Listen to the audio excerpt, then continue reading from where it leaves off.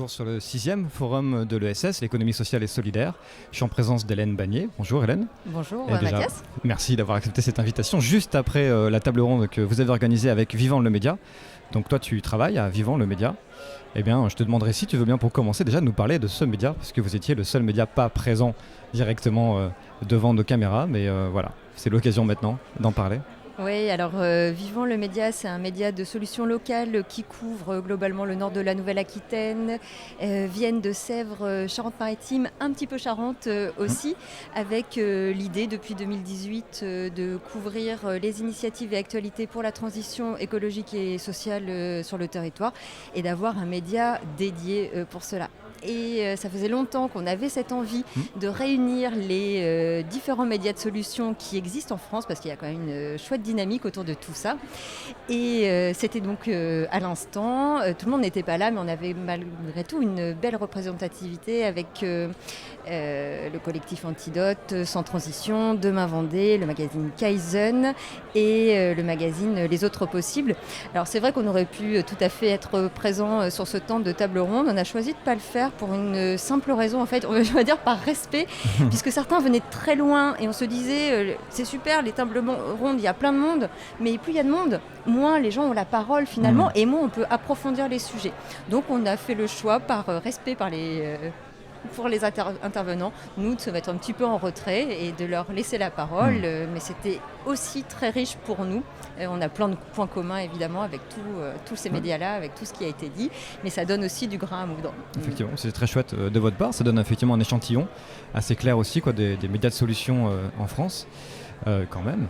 Oui, mais c'est vrai qu'on essaye, et ça a été dit pendant cette table ronde, de vivre au sein de nos structures les valeurs qu'on regarde dans nos reportages, qu'on fait vivre dans nos reportages. Voilà, complètement. Vivant le Média, du coup, ça date de quand là ? C'était quand la date de création exactement ? Alors, création officieuse été 2018. Okay. Voilà, les premiers reportages pour tester une ligne éditoriale autour de la transition écologique et solidaire, pour tester un territoire. Quel est le territoire pertinent, suffisamment grand pour avoir une vue large sur les dynamiques de territoire, mais pas trop grand non plus pour qu'on reste dans cette idée de local et de proximité, pour que les gens puissent concrètement aller voir ce qui se passe pas très loin de chez eux. Donc 2018, et on a lancé officiellement le média en février 2019. Okay. Et maintenant vous fonctionnez du coup avec 5 journalistes, c'est ça je crois ? Alors on est 3 salariés. Voilà, la 3e salariée nous a rejoint très récemment. C'est une aventure économique aussi que de lancer un média. Et à côté, on travaille avec des pigistes, 4 pigistes professionnels sur le territoire. Ok, donc je sais pas d'où sort mon chiffre en fait, je pense que j'ai dû mélanger ça. Et ben peut-être qu'on peut aller aussi directement, si tu le veux bien, sur cette définition du média de solution, parce qu'on en a beaucoup parlé, c'est même le titre en fait de la table ronde. Vous l'avez intitulé média de solution. Beaucoup des journalistes présents en fait et présentes ont parlé un peu des enjeux des médias de solution, de ce que ça représentait pour eux. Et qu'est-ce que c'est déjà en fait est-ce que toi tu peux nous aider à définir ce qu'est un média de solution ? Oui, en fait, le principe, si on fait simple, des médias de solution, c'est pas de faire de l'information positive. Déjà, alors je suis en train de le définir par la négative, ça commence là. Mais en fait, c'est montrer la complexité et les enjeux complexes du monde actuel, mais aussi de montrer les solutions qui sont apportées face à ces enjeux actuels. Et c'est pas de s'arrêter juste au constat des difficultés, c'est de montrer les solutions qui sont apportées face... Je vais donner un exemple d'article, par exemple. Les questions du climat, on connaît toutes les problématiques autour du dérèglement climatique. On fait le constat, ça c'est le journaliste classique, et nous, on va aller présenter, faire un reportage dans une entreprise qui va développer une technologie innovante qui permet de limiter les apports de température dans les bâtiments, par exemple. Là, on est dans du journalisme de solution. On présente la problématique, mais on présente aussi une solution qui va derrière.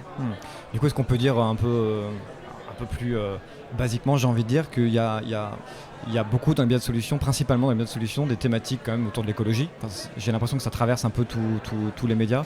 Et voire même, en fait, c'est une sorte de... Je crois que le terme a été utilisé et ça me plaît pas mal.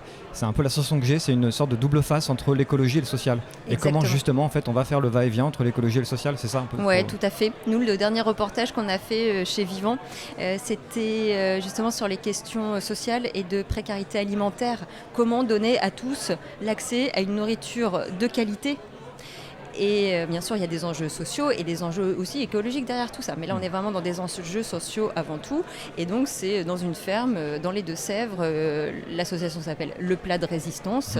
Voilà, et a créé une cantine à prix libre. Où on peut venir, quand on est adhérent, on vient déjeuner et on donne ce qu'on peut donner. Mais on a la garantie de pouvoir manger correctement. Pour donner un exemple sur un volet plus social du journalisme de solution. Et justement, ce qui m'a étonné ici sur la table ronde là, c'est que quasiment, je crois, tous les journalistes, si je ne me trompe pas, ont quand même parlé au moment de leurs envies de créer leurs propres médias, etc., ont beaucoup parlé de cette envie qui est née d'un constat de la crise de confiance vis-à-vis des journalistes. C'est quand même quelque chose qui les a un peu tous traversés. Est-ce que ça participe un peu à la définition aussi du média de solution, même si évidemment c'est pas que ça, ça touche un peu tous les journalistes, on va dire, indépendants. Clairement, je pense, en fait, on est face à cette question-là régulièrement, du coup. Est-ce que ça fait partie de ces définitions-là et comment toi tu penses que vous vous situez vis-à-vis peut-être de Vivant déjà et peut-être un constat un peu global sur cette question? Alors je ne pense pas qu'on puisse dire que cette question de la crise de confiance fasse partie de la définition du journalisme de solution. En revanche, effectivement, on observe tous la même chose. On s'interroge, on sait la problématique que ça peut être, une séparation trop forte entre les médias et les citoyens. Une vie démocratique a besoin des médias, et de médias évidemment indépendants. Néanmoins, ce qu'on peut remarquer, c'est que la majorité d'entre nous, la quasi-totalité d'entre nous, on fait de l'éducation aux médias au sein de nos structures. On le fait pour deux raisons. Des raisons de valeur, parce que finalement, éduquer aux médias, c'est éduquer à la citoyenneté quelque part. Donc on est tout à fait en phase avec nos lignes éditoriales. Bien sûr aussi, il y a un aspect économique. Voilà, nous, ça fait partie des choses qui nous font vivre. Mais effectivement, on fait tous ce constat que cette défiance vis-à-vis des journalistes et des médias, elle est terrible et qu'il faut trouver des moyens de dépasser ça. Nous, chez Vivant, on a ce pôle d'éducation aux médias et à l'information auprès des structures, on va dire classiques, collèges, lycées, centres socioculturels, etc. Et nous, on apprécie beaucoup. On va dans les CFA. Avec les apprentis, des jeunes qui sont un peu plus éloignés justement de ces questions de l'information. Et on travaille avec le service d'insertion et de probation aussi de temps en temps dans la Vienne. Voilà, et nous, c'est très important de pouvoir d'aller parler à ces publics-là. Et cette question de la défiance, on a essayé aussi de la traiter d'une autre manière. C'est que nous, on est un média professionnel et citoyen. Alors, professionnel et citoyen, quand on a dit ça, on a tout dit et rien dit, parce qu'on est plein de médias associatifs à être à la fois professionnels et citoyens. Mais nous, l'enjeu, et ce qu'on fait au sein de notre média, c'est qu'on invite tous les habitants, mais vraiment tous les habitants, tous ceux qui le souhaitent, il suffit de nous passer un coup de fil, et les gens le font, pour venir faire des reportages avec nous. C'est un peu ce que j'allais dire, en fait. C'est pas forcément que c'était ça définit le média de solution, mais que derrière ça, il y a une envie de redéfinir un peu le métier de journalisme, quoi, finalement. Est-ce que ça... Oui, une manière de faire le journalisme et une manière d'ouvrir les fenêtres des rédactions aussi. Venez voir ce que c'est que le métier, venez voir comment on travaille. Et moi, ça fait partie de mes missions au sein de Vivant, c'est-à-dire que des personnes vont réaliser des reportages, et moi, je vais les accompagner de A à Z. Et là, ils découvrent de l'intérieur comment on construit un article, comment on documente un sujet, etc. Ils peuvent se rendre compte de la complexité que ça peut être parfois. Et on est hyper exigeant puisqu'on est un média professionnel reconnu comme tel, et on a des exigences professionnelles et on les tient. Et parfois, ça peut prendre des semaines, voire des mois avant de sortir un article. On a une V1, une version 2, une version 3, une version 4, etc. Mais voilà. Et pour nous, c'est une manière de faire de l'éducation aux médias, mais aussi de recréer du lien entre les habitants et nous, et de faire découvrir en fait très clairement notre métier. Et depuis cet été, on fait des conférences de rédaction citoyennes. Ok. C'est-à-dire que plutôt que de réfléchir uniquement entre nous, notre petite équipe, au sujet qu'on va traiter, eh ben, on va rencontrer les habitants et on crée donc des événements. On a juste commencé, on en a fait 2 jusqu'à présent, mais on invite les habitants à venir partager avec nous leurs idées de sujets, leurs connaissances de territoire, et l'idée c'est vraiment de se déplacer. On a fait la première alors à côté de chez nous, nous on est à Ligugé dans la Vienne, donc on l'a fait dans le tiers-lieu où on a nos bureaux, les usines. Le mois dernier, on était dans le nord des Deux-Sèvres, dans un tiers-lieu qui s'appelle la Colporteuse, qui nous a accueillis. Et là, c'était encore une quinzaine de personnes qui ont constitué cette conférence de rédaction. Et c'est super, parce que nous, le nord des Deux-Sèvres, on le connaît un peu, mais on ne le connaît pas, on ne peut pas prendre son pouls au quotidien. On n'est pas dans le nord des Deux-Sèvres au quotidien. Et les habitants viennent nous raconter. Et puis l'un va parler d'une chose, donc ça fait penser à l'autre. Ah mais oui, mais il se passe ça aussi, etc. Mais, voilà. Et c'est d'une richesse, et ça nous nourrit. Et ça pour nous, c'est en faisant ce genre de petites choses, pas de côté dans la manière de faire du journalisme, qu'on arrivera peut-être, alors à notre modeste échelle, évidemment, mais recréer du lien entre les habitants et les médias. Alors je reviens à la question un peu évidente, mais quand même, par curiosité, forcément on la pose aussi, c'est comment vous vivez à Vivant le Média, c'est-à-dire comment en fait d'amour on tient et d'eau justement- fraîche. Évidemment, Comme tout le monde ici. évidemment. Voilà. Comment on vit à Vivant avec effectivement 3 salariés, un bureau et des pigistes, etc. Derrière la question, c'est que c'est un média gratuit. Vous êtes, il n'y a pas de modèle classique. Le modèle classique des médias qu'on connaît, enfin des masses médias, c'est aussi le modèle publicitaire, privé. Donc ça pose plein de questions. Donc vous n'êtes pas là-dedans. Donc voilà, en fait, comment finalement on arrive à survivre, survivre. À vivre avec un média gratuit sans pub. Notre modèle économique, il est simple. Alors déjà, pour contextualiser, je vais rappeler effectivement qu'on a 3 ans et officiellement 2 ans et demi. Donc on est très jeune. On va juste à l'école, là, à peine. On a 3 pôles d'activité. Donc la partie média, on a la partie éducation aux médias, qui est un pôle de prestations économiques, et une partie communication engagée, c'est-à-dire qu'on fait de la communication pour des structures de l'économie sociale et solidaire ou pour d'autres structures, mais sur des projets en lien avec notre phase éditoriale. Ça, c'est vraiment notre garde-fou. Et il n'y a aucune passerelle entre la partie communication et la partie média. Ça, c'est clair. Et donc déjà, ça permet de faire rentrer de l'argent, l'éducation aux médias et la communication.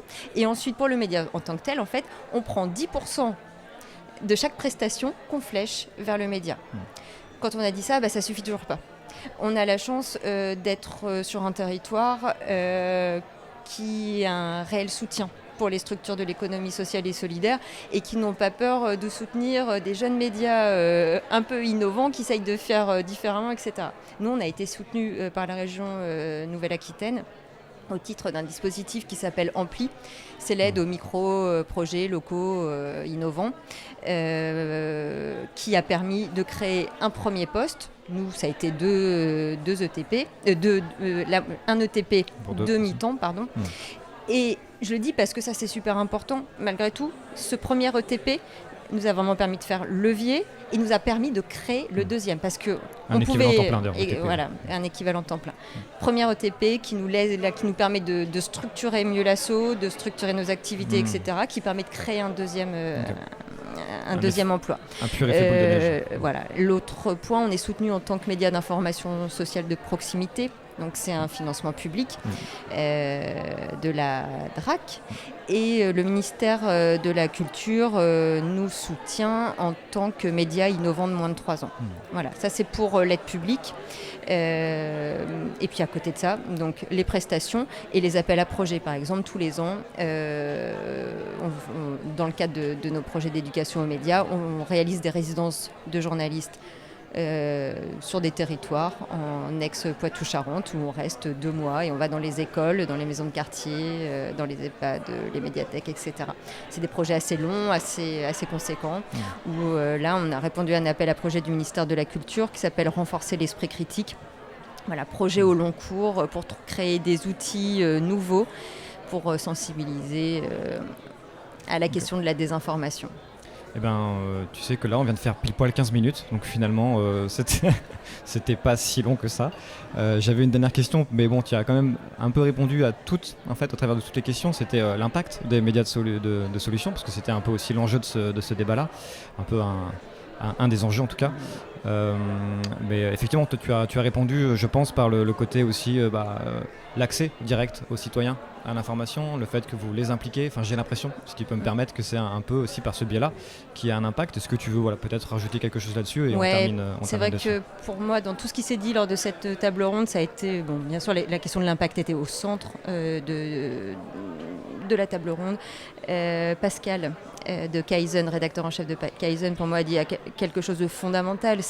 Il suffit de regarder ici. Pourquoi est-ce que je ne vois que des CSP+++ blancs? Nous, c'est notre question en permanence. Comment on va toucher des publics qui ne sont pas a priori sensibilisés à ces questions-là? Parce que si on fait que de l'entre-soi, si on parle qu'à des gens convaincus, c'est déprimant en fait. Et nous, on se rend compte qu'on le fait finalement par l'éducation aux médias.